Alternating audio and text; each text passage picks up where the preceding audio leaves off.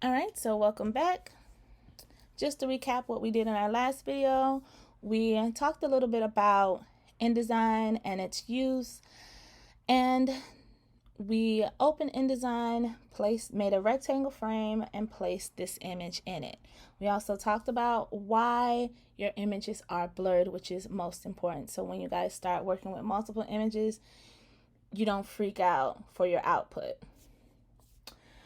All right, so we made our frame, we placed our image, and we unblurred it. Okay. So I want to draw your attention to this little circle. The tool that I'm using right now is the selection tool.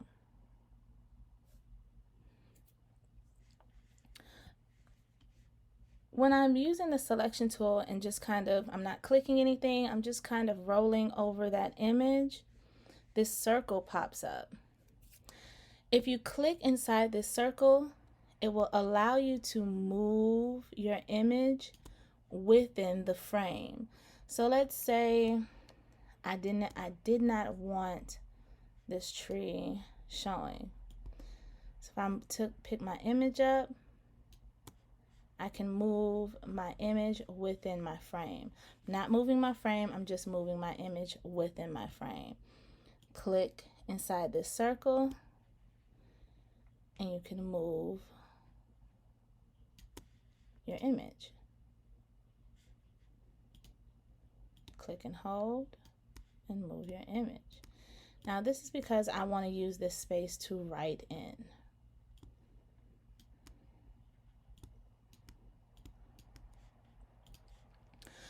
The other thing is when we talked about fitting your image, if I made my frame smaller, so let's say I wanted my frame to fit half of my page, I can always go back to Object, Fitting, Fill Frame Proportionately, and it will fit my image to the size of my frame. That's why it's important to make a frame. If I want to make my image smaller, mind you, I'm just messing with the frame. Object Fitting is going to fit the image to the size of my frame. All right, so I want to go back and make sure that my frame is the size of my document. Object Fitting, Frame. Okay, and the little circle inside allows you to move your image precisely where you want it to be. All right, so let's type.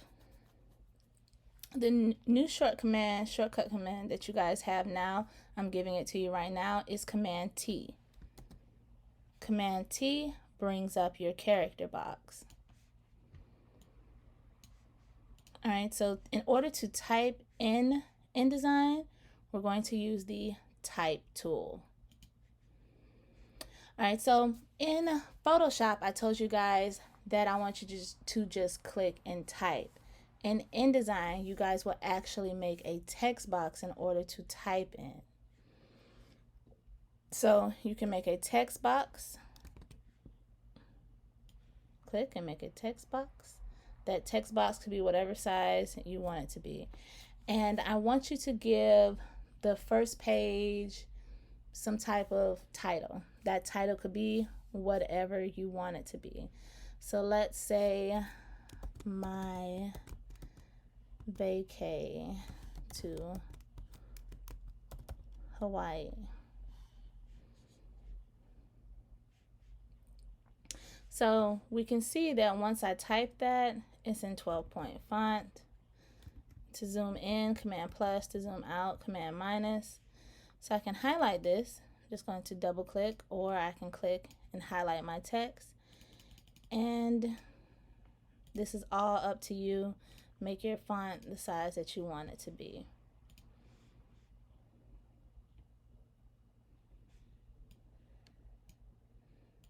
All right, you see how I move my text around? My type tool, my selection tool will allow me to move my type around. Let's say my vacay in Hawaii. In Hawaii. Okay, girl.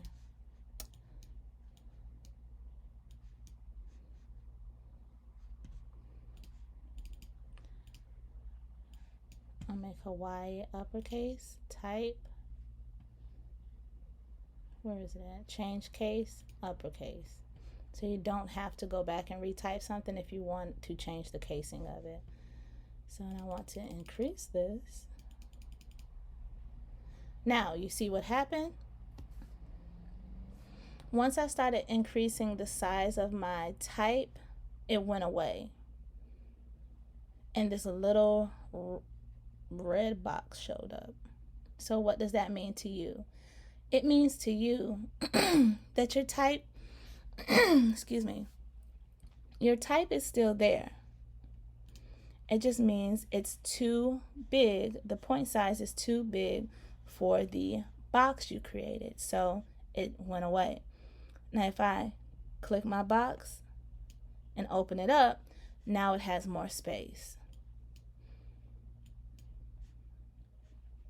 This is an indication to you as the designer that there is more type within your text box. So be on the lookout.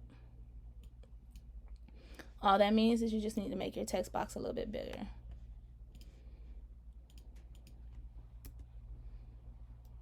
And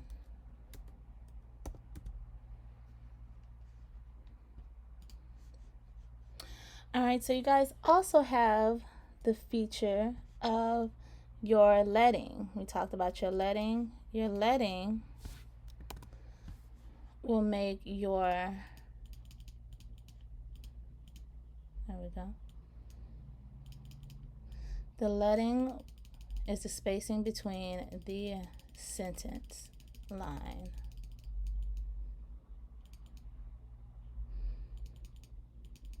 So you guys can play around with all of this. I want you to be able to get comfortable within the program. All right, and you guys already know how to work your point size. Your tracking is the spacing between the individual character. So you saw how I opened that up. All right, so let's talk about color. Let's say I want to change the color of this. So let's change my color. I'm working with the type tool. I double clicked inside of my text box, highlighted my words.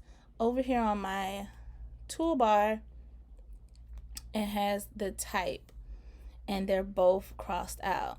You guys should know what this means. This means, what tool is this?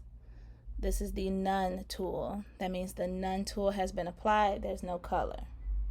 So we want a color for our fill, which is the inside of our text, and our stroke is the outline of our text. So I don't want a color on my outline. I want a color specifically on my type. So I'm going to double click. And what's a good contrast color? We'll use pink. All right, changed it to a color. You guys got the same helix number. It doesn't have to be the same color as mine. It could be whatever color you want to. Go ahead and press OK. So now you can see that that color has been applied.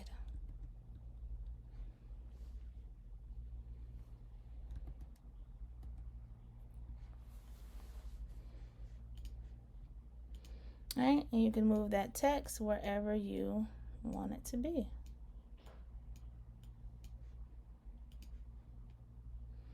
All right, so these are our 5 pages. We're going to start working on page 2 and page 3. Let me think, is there anything else that we need to cover beforehand? When you guys are using your type tool, you want to make sure you guys know what tool you're using for what. So, for example, your rectangle tool, if you click and hold your rectangle tool down, you guys will see that there are more options for different shapes, okay? Your rectangle tool is for shapes. Your rectangle frame are for images. Your type tool is for type. And I say that because a lot of students get confused, and then they mess around and make a text box and put color in the text box. Or they fill it. That's gonna be my type. That's gonna be my type.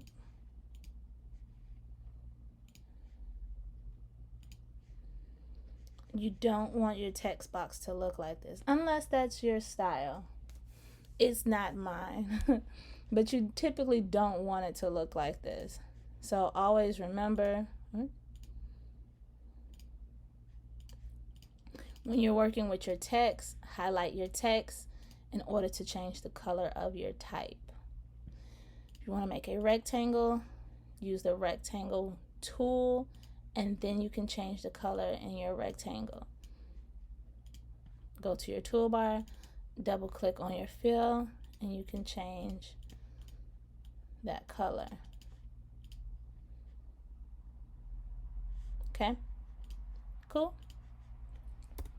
All right, so I'm going to delete that, and this is going to cover placing your image, being able to move your images around, and being able to manipulate your type, move your type around, open your lettering up, uppercase, lowercase, all that good jazz. Okay, so I'll see you guys in the next video where we are going to work on pages 2 and 3. That's pretty easy, right? Right? A lot easier than Photoshop? Maybe? Yes? No? Okay. All right, so I'll see you guys in the next video.